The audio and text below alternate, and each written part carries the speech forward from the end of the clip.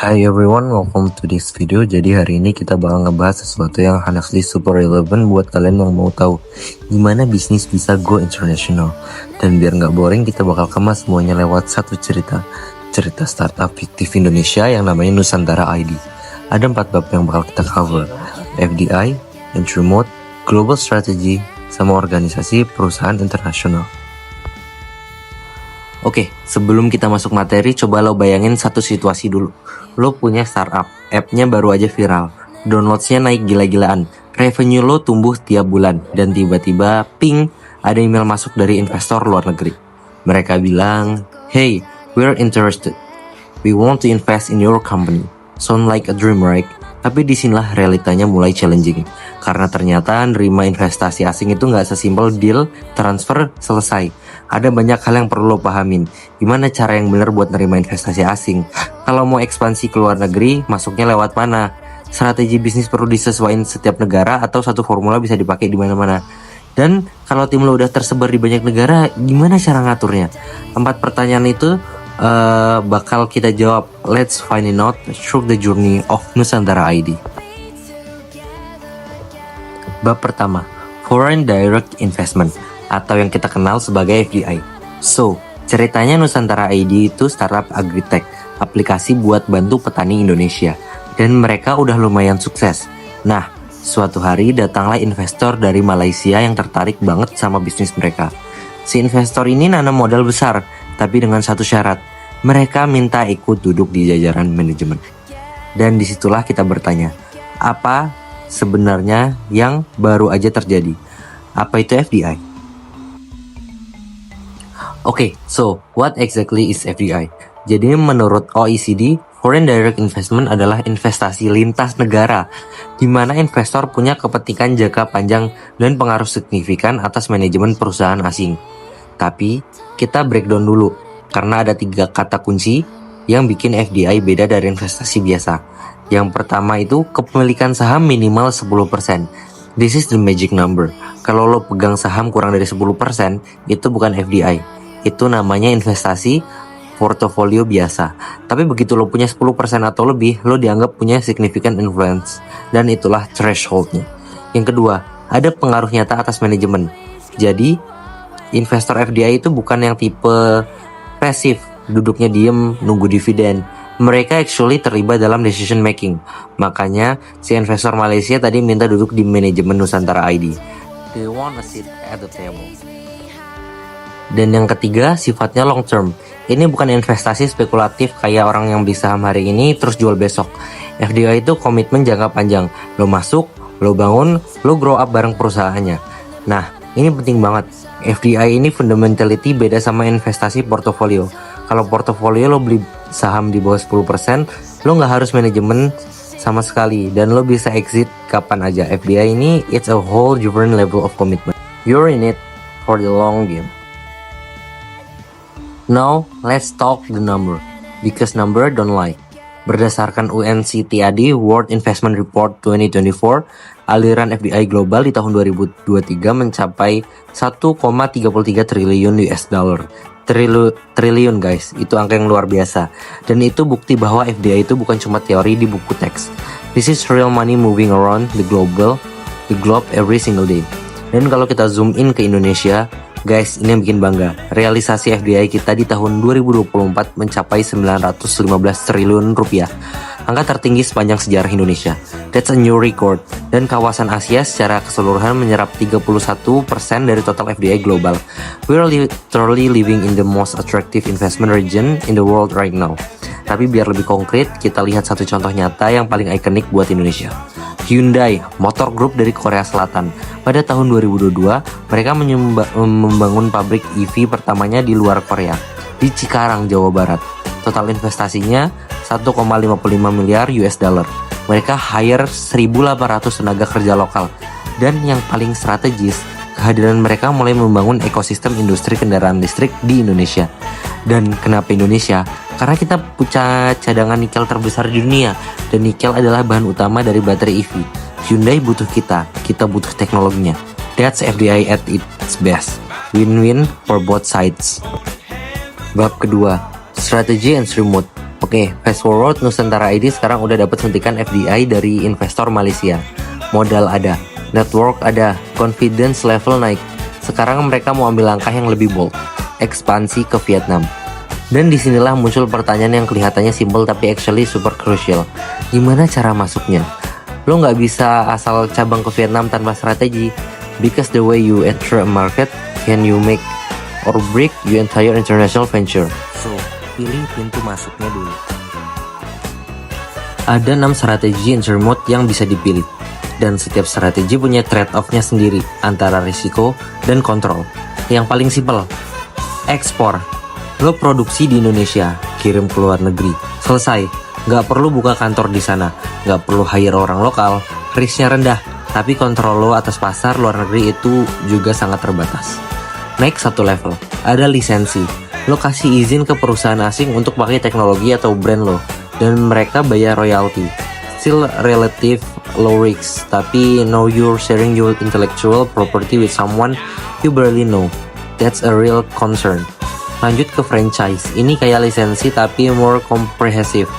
Lo nggak cuma kasih brand, lo jual entire sistem bisnis lo, proses, training, standar operasional, semuanya. McDonald's, KFC, Starbucks, they mastered this model. Ribuan gerai di seluruh dunia, tapi semuanya tetap punya standar yang sama. Keempat itu joint venture. Ini favorit banyak perusahaan yang mau balance antara kontrol dan fleksibel. Lo partner up sama perusahaan lokal di negara tujuan. Kalian bagi modal, bagi resiko, bagi keuntungan, dan yang paling valuable, lo dapat akses ke knowledge lokal yang lo literally nggak bisa beli dengan uang semata. Kelima itu greenfield investment. Lo bangun semuanya dari nol. Kantor, pabrik, tim, sistem, semuanya fresh start. Kontrol penuh ada di tangan lo. Tapi siap-siap, ini butuh modal yang besar dan waktu yang jauh lebih lama sebelum lo balik modal. Dan yang keenam itu merger and acquisition atau M&A. Lo literally beli atau merger sama perusahaan yang udah exist. Ini cara tercepat masuk ke pasar karena lo langsung dapat pelanggan, jaringan dan infrastruktur di sana yang udah jadi. Tapi risikonya juga paling tinggi karena lo harus deal dengan semua bagasi yang dibawa perusahaan yang lo akuisisi. So after evaluation all these options, Nusantara ID memutuskan joint venture. Mereka partner up sama startup agritech lokal Vietnam. Why? Karena partner mereka udah punya jaringan, petani yang luas, paham banget kondisi petani lokal, dan bisa bantu navigate regulasi pemerintah Vietnam. That's exactly the kind of local knowledge you can just Google. Bagian ketiga itu strategi global. Oke, so Nusantara ID sekarang udah berhasil. Mereka ada di Indonesia, mereka ada di Vietnam. Business is growing. Tapi sekarang muncul pertanyaan yang lebih besar dan lebih tricky. Apakah strategi bisnis yang work di Indonesia bakal otomatis work di Vietnam? Apakah mereka harus bikin satu playbook yang sama satu negara itu sama? Atau setiap negara butuh pendekatannya sendiri? Think global, act lokal. Itu cuma slogan. Atau actually ada frameworknya. Ada sebuah framework yang namanya Integration Responsive Matrix. Basically, frameworks ini bilang bahwa setiap perusahaan multinasional selalu menghadapi dua tekanan yang berlawanan. Di satu sisi, ada tekanan untuk integrasi global, yang artinya standarisasi semua operasi di seluruh dunia, super efisien dan konsisten. Di sisi lain, ada tekanan responsivitas lokal yang artinya sesuai strategi dengan kebutuhan spesifik tiap pasar. Dan dari dua sumbu ini kita ada dapat 4 strategi. Yang pertama, international strategy. Ini biasanya dipakai sama perusahaan yang masih early stage dalam go global mereka. Tekanannya masih rendah, adaptasi lokalnya juga rendah. Pokoknya fokus utama tetap di dalam negeri. Ekspor sedikit-sedikit sambil belajar. Kedua itu multi domestic strategy. Di sini setiap negara punya strategi sendiri. Perusahaan sangat fokus pada adaptasi lokal. Dan contoh paling gampang yang paling pasti kalian tahu itu KFC. Di Indonesia ada nasi sama ayam. Di India ada menu vegetarian khusus karena mayoritas penduduknya Hindu. Di Jepang ada rice burger. Same brand, completely different menu. That's multi domestic in action. Ketiga, global strategy. Ini di ujung satunya, standarisasi lokal. Satu produk, satu pesan, satu standar untuk seluruh dunia. Dan siapa masternya? Apple. iPhone yang lo beli di Jakarta sama persis dengan yang dijual di New York atau London. Desainnya, spesifikasinya, bahkan packagingnya basically identical. Efisiensi maksimal tapi fleksibilitasnya minimal. Dan yang keempat itu sophisticated transmigration strategy, gabungan dari global integration dan local responsiveness, core teknologi dan brand identity standar secara global. Tapi eksekusi disesuaikan dengan realita lokal. McDonald adalah the king of this approach. Big Mac ada di mana-mana dan rasanya sama. But then you have McRice in Indonesia, Maharaja Mac di India, Teriyaki Burger di Jepang. Nah, Nusantara ID, after carefully analysis, mereka pilih transnational strategy, algoritma AI yang membantu mereka untuk analisis pertanian. Itu sama di semua negara. Itu competitive advantage mereka. Tapi konten aplikasinya, bahasa yang dipakai, rekomendasi tanaman yang muncul, semuanya disesuaikan dengan kondisi lokal tiap negara. Global tech, local touch, dan that's exactly why it works. Yang keempat itu organisasi perusahaan internasional. Dan ini banyak orang adalah bagian yang paling overlook. Tapi jangan salah, ini justru yang paling krusial. Nusantara ID sekarang udah ada di 3 negara sekaligus, Indonesia, Vietnam, dan mereka lagi ekspansi ke Thailand. Tim mereka tersebar, operasi mereka kompleks, dan sekarang muncul pertanyaan yang sangat praktikal. Siapa yang ngatur? Siapa yang punya authority? Siapa yang lapor kemana? Karena tanpa struktur yang jelas, even the best strategy will fall apart in execution. Structure follows strategy, and now it's time to choose the right one. Ada 4 model struktur yang lazim dipakai perusahaan multinasional, dan masing-masing punya kelebihan dan kelemahannya sendiri. Yang pertama, International Division Structure. Ini yang paling straightforward.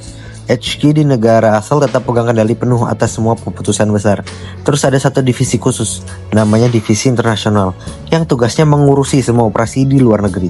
Simple, centralized, dan easy to manage. Perfect buat perusahaan yang baru mulai ekspansi global.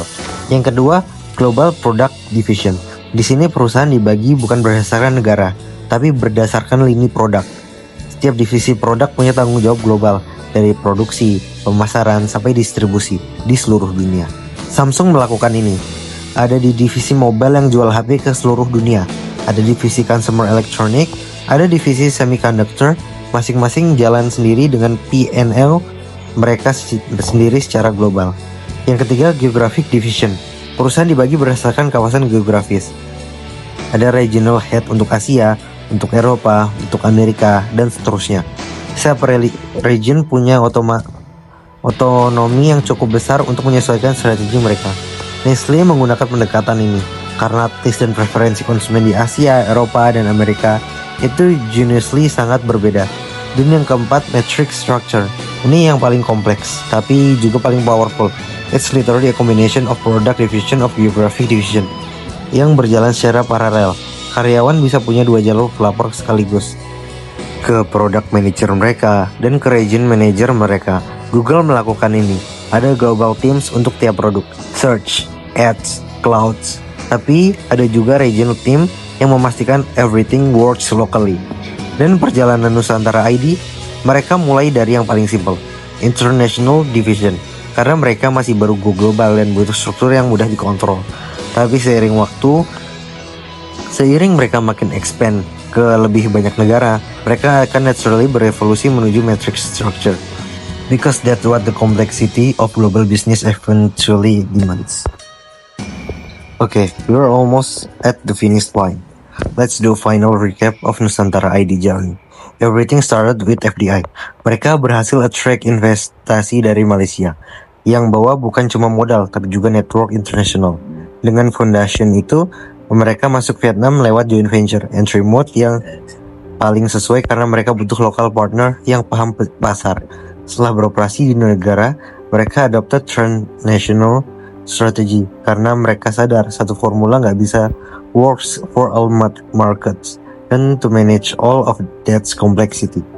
Mereka mulai build proper organization structure dari international division yang sederhana menuju matrix structure yang sophisticated.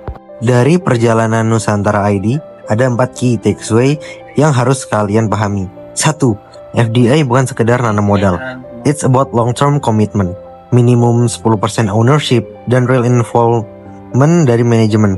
2. Entry mode itu strategi choice yang serius. Every option has its own risk control, trade-off, dan lo harus pick the one that fits your situation. 3. Global strategy bukan one size fits all. Pahami tekanan lokal versus global yang bisa bisnis lo hadapin. Lalu pilih framework yang tepat. Dan 4. Structure follow a strategy. Bangun organisasi yang sesuai sama complexity dan ambisi global bisnis. And on that note, I want to leave you with this talk. Di era globalisasi, bukan yang terbesar yang menang, tapi yang paling adaptif. Paham FDI, kuasai entry mode, pilih strategi yang tepat, bangun organisasi yang solid. Itulah yang dilakukan Nusantara ID. Itulah yang dilakukan perusahaan-perusahaan besar yang kita admire. Dan suatu hari nanti, maybe that's what you'll do